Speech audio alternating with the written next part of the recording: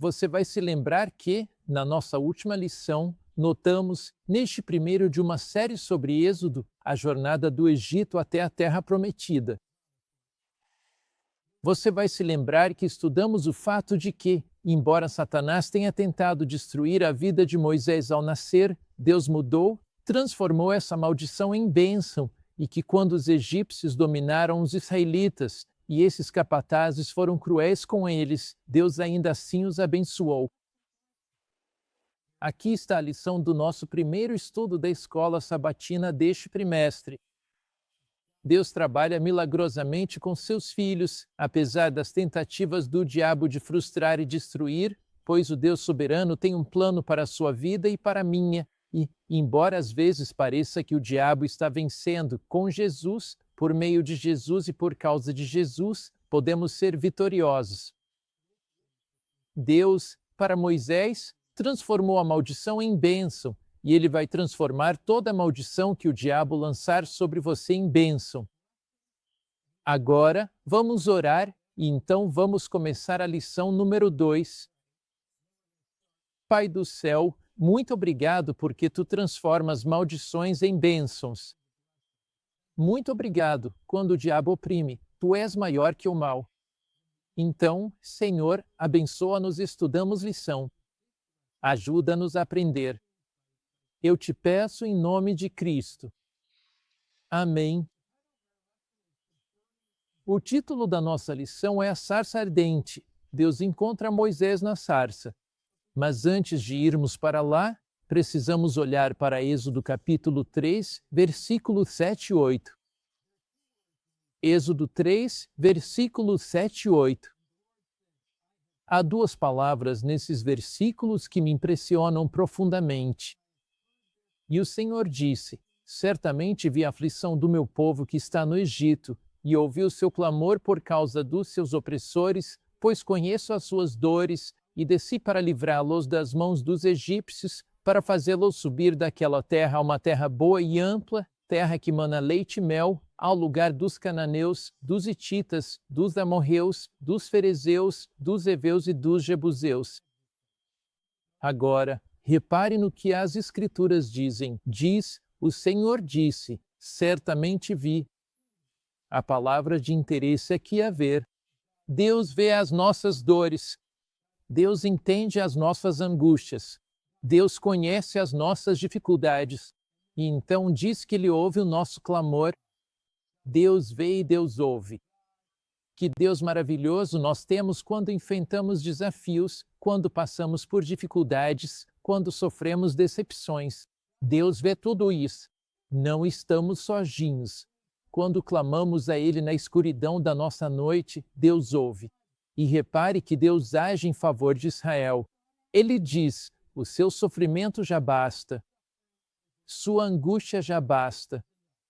Sua tristeza já basta. E diz que Ele viu a nossa aflição, ouviu o nosso clamor e declara: desci para livrá-los das mãos dos egípcios e levá-los para uma boa terra que mana leite e mel.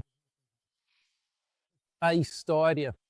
Essa é, na verdade, a história do Evangelho. Deus vê o nosso clamor no nosso desânimo diante do pecado. Ele vê o nosso clamor na nossa culpa. Ele vê o nosso clamor na nossa vergonha quando falhamos com Ele. Deus vê o nosso clamor e desce para nos libertar, para nos conduzir à boa terra da graça, à boa terra da salvação. Assim como Deus guiou Israel para fora da escravidão do Egito rumo à terra prometida, Ele também nos conduz para fora da escravidão do pecado, das correntes de Satanás, da prisão do mal, para a terra de liberdade, graça e bondade em Jesus Cristo, nosso Senhor. Então você observa o quadro maior. Deus está guiando sua igreja hoje para fora do Egito deste mundo. Sim, nós passamos pelo deserto. Sim, às vezes falhamos, mas Deus vai levar sua igreja até a terra prometida. Deus encontra Moisés na sarça ardente.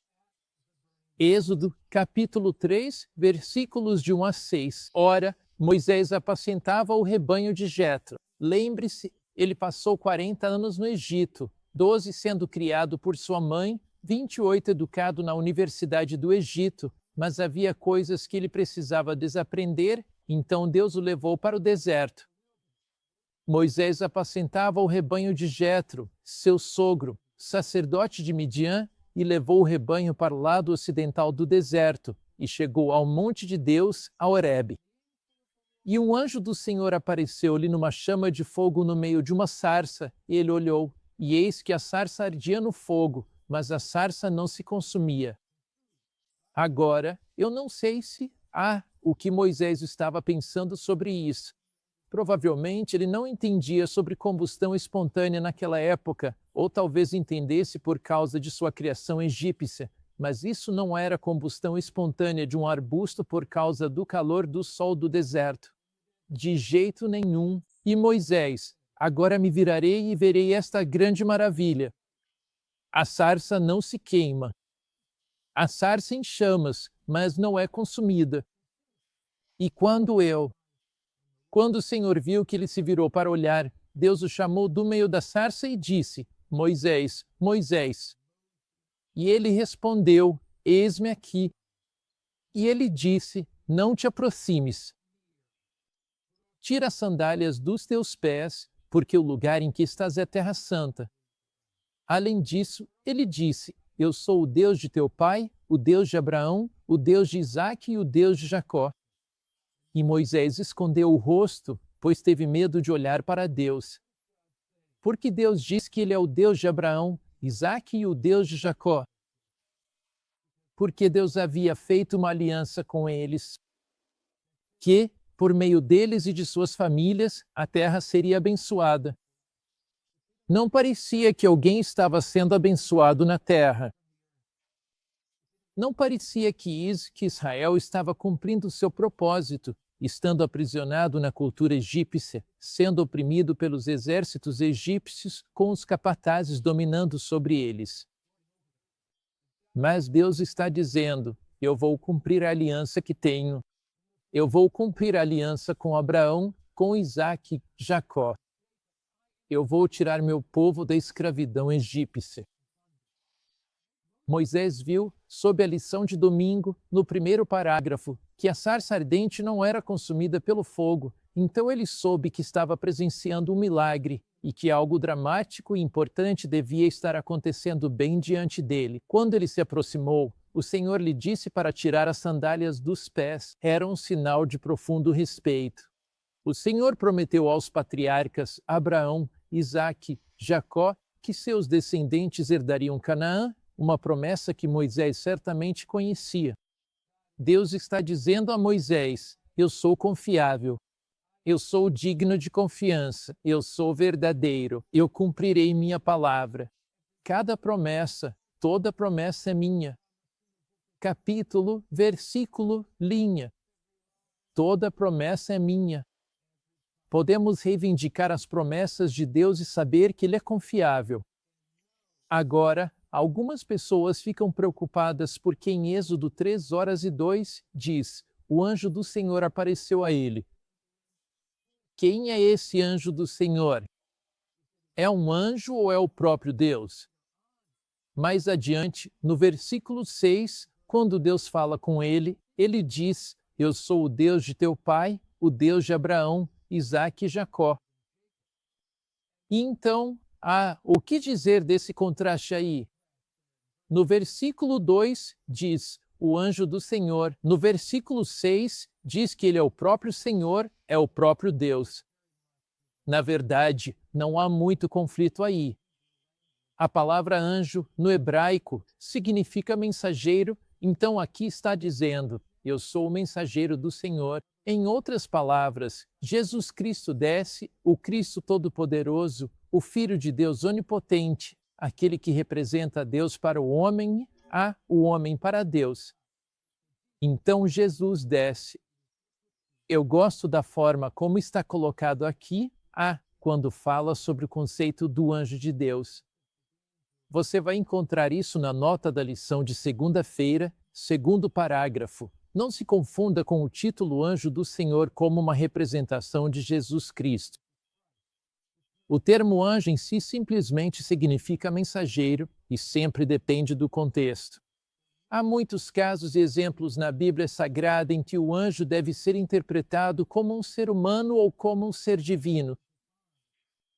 Por exemplo, e nos dá vários textos bíblicos, esse anjo do Senhor não apenas fala em nome do Senhor, mas ele é o próprio Senhor.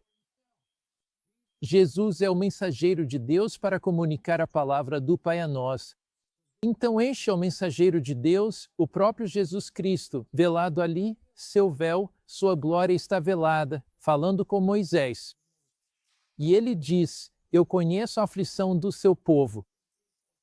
Eu vi as dores deles, eu ouvi o clamor deles. Pense nisso, quero que você entenda isso. O próprio Cristo desce para falar com Moisés, que Moisés será o libertador do seu povo. Deus está sempre com o seu povo. Por que Moisés queria saber o nome de Deus? Agora, se você olhar em Êxodo 3:13, dos versículos 13 a 22, fala sobre quando Deus diz: eu farei passar o meu nome diante de ti. No versículo 13, Moisés disse a Deus: eis que, quando eu vier aos filhos de Israel e lhes disser: o Deus de vossos pais me enviou a vocês, e eles me perguntarem: qual é o nome dele? O que devo dizer a eles? E Deus disse a Moisés: eu sou o que sou, o que significa eu sou o que sou. Moisés, eu sou tudo o que você precisa. Moisés precisa de força, eu sou a força. Moisés precisa de sabedoria. Moisés, povo no deserto, eu sou a água da vida, eu sou o eu sou. Eu sou tudo o que você precisa. Eu sou a sua suficiência. Deus fala com você, comigo hoje. Lições nos falam a partir da palavra de Deus. Deus diz: eu sou a sua suficiência. O nome de Deus representa o caráter de Deus. O nome de Deus representa a autoridade de Deus. Deus é aquele cujo caráter de amor, graça, poder e força libertará Israel. Deus é aquele que tem autoridade. Ele, de fato, é o Deus soberano. Ele é Yahvé. Agora, na Bíblia, no Antigo Testamento, há realmente dois nomes para Deus que há muitos nomes para Deus, mas há alguns que são realmente significativos à luz dessa história de Moisés. Primeiro, Yahvé aponta para o fato de que ele é um Deus pessoal. Ele é o Deus do seu povo, ele é o Deus da aliança. Ele é próximo e íntimo, o Deus que intervém nos assuntos humanos. Ele é o Deus Todo-Poderoso, ele é o Deus que intervém milagrosamente com seu poder. Mas também, ele é o Deus que demonstra seu poder moral através do seu amor e do seu cuidado. Ele é o mesmo Deus que Elohim, um Deus poderoso, forte, transcendente, o Deus de todos os povos, o governante do universo, o Criador de tudo. Então Yahvé, Deus pessoal e íntimo, conhece seu povo. Elohim, o Deus soberano, o Deus todo-poderoso, o Deus onipotente. Que Deus incrível é o que servimos! Agora, Moisés ainda está preocupado. Então Moisés começa a dar desculpas. Ele diz: quem sou eu para que eu deva ir até lá? E ele diz: quem é você que está me enviando? E ele diz: e se eles não acreditarem em mim? E ele diz: eu não sou eloquente, não sei falar. Então Deus responde a cada uma das objeções de Moisés. Moisés diz: quem sou eu?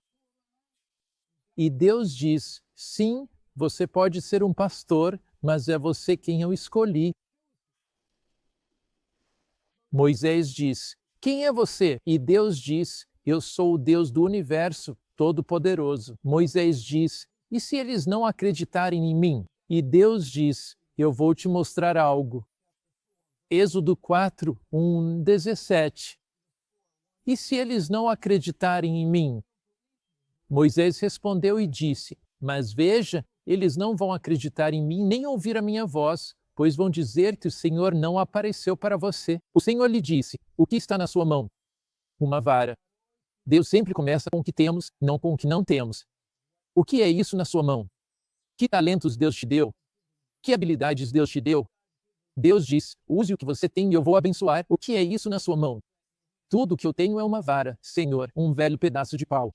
Era o bastão com o qual eu guiava as ovelhas. Era o bastão com o qual eu afugentava as feras selvagens. É só esse velho pedaço de pau sujo no qual eu me apoiava enquanto cuidava das minhas ovelhas. Mas uma vara e Deus são o suficiente. E ele disse: jogue-a no chão. E ele jogou no chão e ela se transformou numa serpente, e Moisés fugiu dela. E o Senhor disse a Moisés: estenda a mão e pegue-a pelo rabo. E ele estendeu a mão e a pegou, e ela se transformou em uma vara em sua mão, para que eles acreditassem que o Senhor Deus de seus pais, o Deus de Abraão, o Deus de Isaque, o Deus de Jacó apareceu a ti. E o Senhor disse ainda a ele: coloque a mão no seu peito. Ele coloca a mão no peito aqui, e ela fica leprosa. Ele a tira e ela está curada. E então Deus lhe diz: e acontecerá que, se eles não acreditarem nesses dois sinais nem ouvirem a tua voz, tu tomarás da água do rio. Derramarás sobre a terra seca, e a água que tirares do rio se tornará sangue sobre a terra seca. Uau, Moisés, se eles não acreditarem em você, pegue essa vara, ela se transformará em uma serpente. Quero que você entenda o significado disso. Os egípcios acreditavam no deus serpente. Uma cobra estava na cabeça do faraó, em sua máscara. Quando digo cobra na cabeça dele, quero dizer na máscara que colocavam nele, no turbante que colocavam em sua cabeça. Era uma cobra, uma naja, símbolo de autoridade. E o que Deus está dizendo? Eu tenho autoridade. Depois, o Deus da cura. E o que Deus está dizendo? Coloque sua mão no peito. Eu sou o Deus da cura. Eu sou o Deus da autoridade. E então ele diz: borrife-o o sangue sobre a água. Pelo sangue de Jesus Cristo haveria libertação eterna, mas os deuses do Egito, eles dependiam do Nilo, mas os deuses do Egito não teriam autoridade sobre o Deus do céu. Então, em tudo isso, Deus está desafiando os deuses do Egito. Deus está dizendo: Moisés, quem é você? Aquele que eu escolhi. Moisés, quem sou eu? O Deus soberano. Moisés, e se eles não acreditarem em você? Vou te dizer uma coisa, Moisés. Se eles não acreditarem em você, nós vamos realizar sinais para mostrar que eu sou o Deus acima de todos os chamados falsos deuses do Egito. Eu sou supremo, eu sou soberano, eu tenho todo o poder. Então Moisés ainda arruma outra desculpa. Moisés diz, versículo 10, Êxodo capítulo 4, Moisés disse ao Senhor: ah, meu Deus, eu não sou eloquente, nem antes, nem desde que falaste ao teu servo, mas sou pesado de boca e pesado de língua. O Senhor lhe disse: quem fez a boca do homem, ou quem faz o mudo, ou o surdo, ou o que vê, ou o cego? Não sou eu, o Senhor? Agora, pois, vai, e eu serei com a tua boca e te ensinarei o que hás de falar. E ele disse: ah, Senhor, envia, peço-te, por intermédio de quem quiseres enviar. E a ira do Senhor se acendeu contra Moisés. Não é Arão, o levita, teu irmão? Eu sei que ele fala bem, e eis que ele vem ao teu encontro, e quando te vir, se alegrará em seu coração. E tu falarás com ele e porás as palavras na sua boca, e eu serei com a tua boca e com a dele. Há algumas coisas sobre isso. Primeiro, Deus teria preparado Moisés para falar com o faraó, mas por causa da falta de fé de Moisés, Deus escolheu usar Arão. Mas Deus colocaria palavras na boca de Moisés, que ele falaria a Arão. Duas grandes lições. Primeiro, Deus não chama os capacitados, Deus capacita aqueles que ele vai chamar. A segunda lição, que eu acho incrivelmente importante sobre isso, é que quando falhamos com Deus, Deus ainda vai tentar encontrar maneiras de nos usar.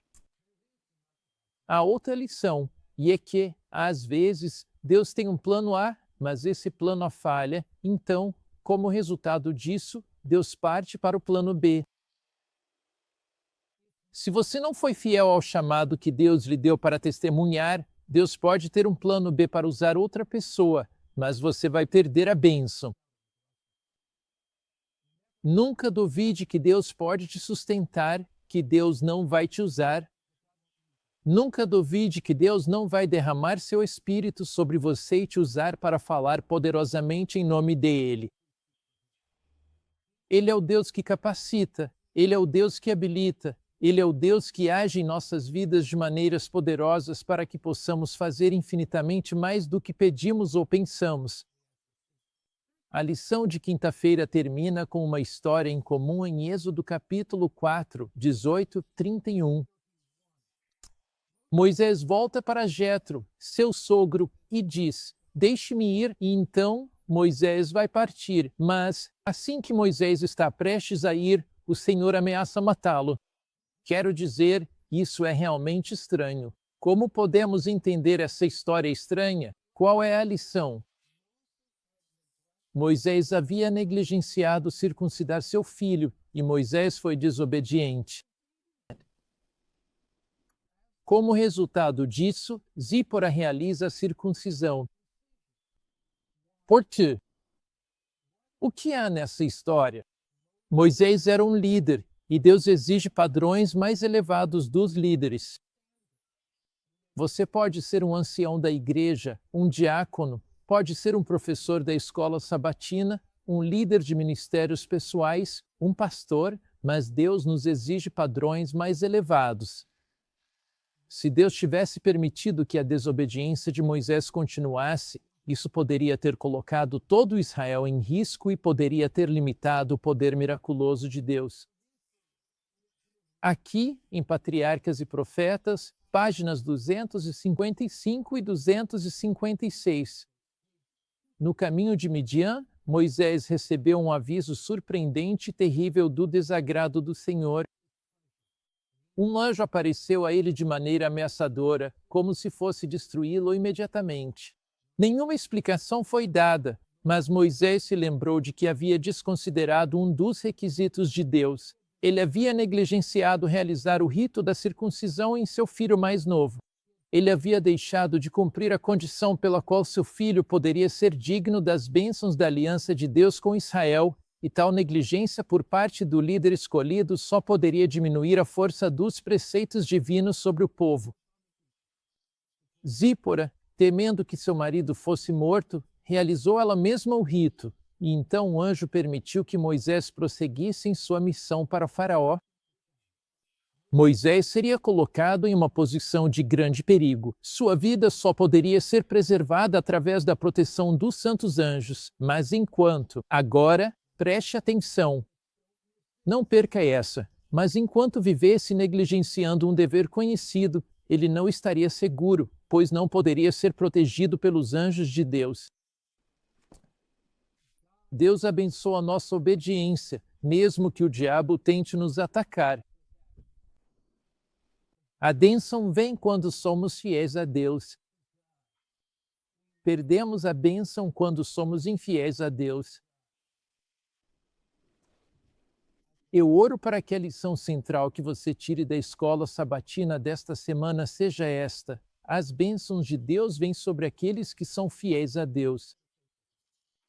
Vamos orar. Pai Celestial, mesmo quando Satanás tenta nos atacar, mesmo quando Satanás tenta nos destruir, mesmo quando Satanás tenta impedir as bênçãos do céu, quando somos fiéis a Ti, as bênçãos de Deus são derramadas sobre nós desde o céu. As bênçãos da paz interior, as bênçãos da alegria, as bênçãos da felicidade. Nem sempre podemos ver as bênçãos. Eles podem vir embalados em embalagens diferentes das que reconhecemos. Mas, ó meu Pai, nós te agradecemos por sermos chamados a testemunhar por Ti. Sabemos que você nos equipará para testemunhar. Ajude-nos a ser fiéis a essa tarefa. Em nome de Jesus. Amém.